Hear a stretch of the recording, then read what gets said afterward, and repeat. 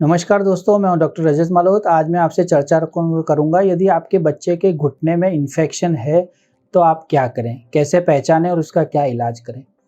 दोस्तों, बच्चों में जो है घुटने का इन्फेक्शन बहुत कॉमन है। जो बच्चों में इन्फेक्शन की बोन एंड जॉइंट की जो सबसे कॉमन 2 जगह हैं वो है एक तो कूल्हा और एक घुटना। घुटने में जो है इन्फेक्शन वो जल्दी पकड़ में आ जाता है क्योंकि घुटना का जॉइंट सुपरफिशियल होता है। कूल्हे का इन्फेक्शन थोड़ा लेट पकड़ में आता है क्योंकि वो डीपर होता है। इसमें क्या-क्या सिम्पटम होते हैं, जो सबसे इम्पोर्टेंट है, बच्चा हमेशा घुटना मुड़ा के रखेगा क्योंकि जब भी बच्चे के घुटने में इन्फेक्शन होता है, पीछे की मांसपेशियाँ बहुत ज़्यादा टाइट कर लेते हैं और वो घुटना मुड़ा के रखते हैं और घुटना सीधा नहीं करेंगे। दूसरा, घुटने का टेम्परेचर आपको बढ़ा हुआ लगेगा। तीसरा, घुटने में सूजन दिखेगी, सूजन। तीसरा, आप अगर घुटने को ध्यान से देखें तो आपको ऐसा लगेगा घुटने में कोई पानी या फिर पस भरा हुआ है।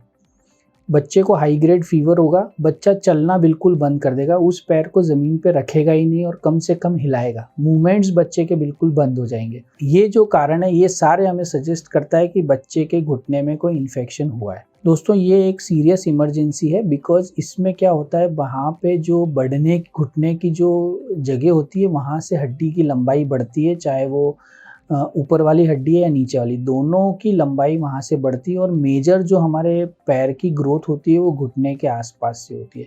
तो इस केस को आप लाइटली ना लें। अगर घुटने का इन्फेक्शन है तो सबसे पहले आप एक्सपर्ट को दिखाएं और ब्लड की जांच कराएं।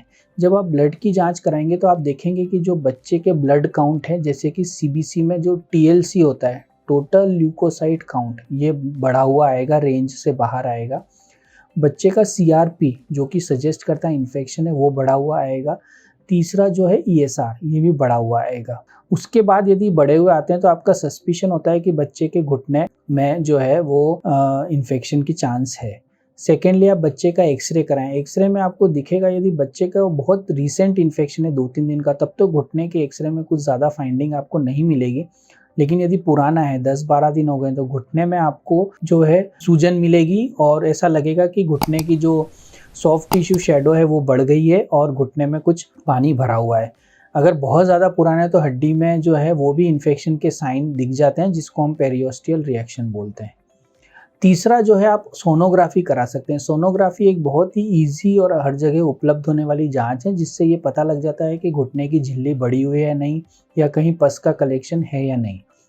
ये हमें पता लग जाता है। और सबसे सेंसिटिव जाँच जो है वो घुटने की एमआरआई है। ये बच्चे के लिए सेफ़ होती है, बस इसमें एक दिक्कत आती है कि इसमें बच्चे को हिलना नहीं होता, यानी बच्चा नींद में होना चाहिए, तभी एमआरआई संभव है। लेकिन एमआरआई एक ऐसी जाँच है जो बहुत मिनिमल इन्फेक्शन को भी पकड़ लेती है।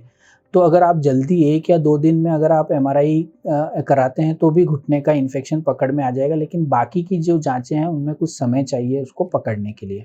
ये जो कॉमनली कारण होता है वो बैक्टीरियल इन्फेक्शन होता है। माँ-बाप मेरे से ये पूछते हैं कि हमारे बच्चे के कहीं चोट भी नहीं लगी तो इन्फेक्शन कहाँ से हुआ? मैं सबसे पहले ये बताना चाहूँगा, ये इन्फेक्शन जो है वो बच्चे के ब्लड के द्वारा घुटने तक पहुँचता है और ब्लड में जो आता है ये कॉमनली रेस्पिरेटरी, यानी वातावरण से जब बच्चा साँस लेता है तो सबसे पहले फेफड़े में आता है, फेफड़े से वो ब्लड में आके और ब्लड में घूम के घुटना उन कीटाणुओं की फेवरेट साइट होती है और वहाँ आके वो इकट्ठे होते हैं और वहाँ पे फिर वो इन्फेक्शन करना चालू करते हैं। इसका जो समाधान है वो ये है कि आप इसका ट्रीटमेंट जितना जल्दी हो सके चालू करें। सबसे पहले इसमें जो हम सजेस्ट करते हैं वो है एंटीबायोटिक इंजेक्शन। ज़्यादातर जो गलतियाँ होती है वो ये होती है कि आपको एक टैबलेट दे दी जाती है जो कि बच्चे के लिए बहुत कम मात्रा की होती है और ऐसे में उस इन्फेक्शन को ख़त्म करना लगभग नामुमकिन है।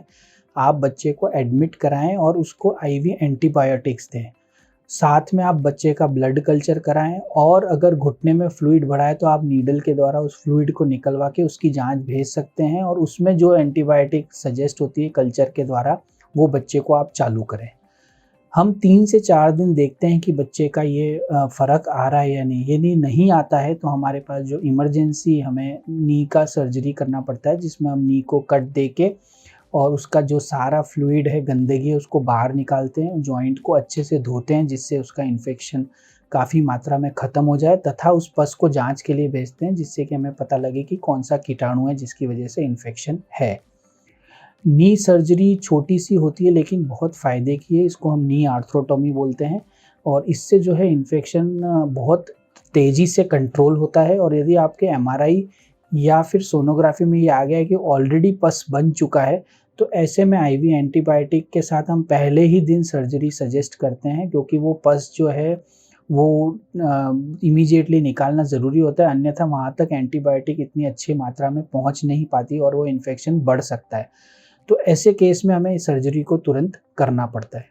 तो ये नी जो सेप्टिक आर्थराइटिस है, ये एक प्रकार का इमरजेंसी है और ऐसे में आप बहुत ही सर्जरी से डरे ना और इसका एग्रेसिव ट्रीटमेंट करें, क्योंकि कई बार हमने देखा है कि डिले करने यानी देरी करने की वजह से जो है नी का इन्फेक्शन दवाइयों के द्वारा ठीक तो हो जाता है, किंतु वहाँ की जो हड्डी बढ़ने की जगह है उसमें डैमेज होने की वजह से या तो घुटना टेढ़ा हो जाता है या फिर उसकी लंबाई है वो कम तेज़ी से बढ़ती है, जिसकी वजह से पैरों की साइज़ में डिफ़रेंस होने की वजह से लचक हो सकता है।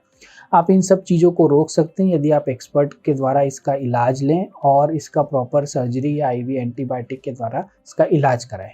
तो दोस्तों, मैं हूं डॉक्टर रजत मालोत, डायरेक्टर मालोत हॉस्पिटल जयपुर। यदि आपके बच्चे की कोई भी हड्डी एवं जोड़ रोग से समस्या है तो आप हमें कॉन्टैक्ट कर सकते हैं, हमें आके मिल सकते हैं। धन्यवाद।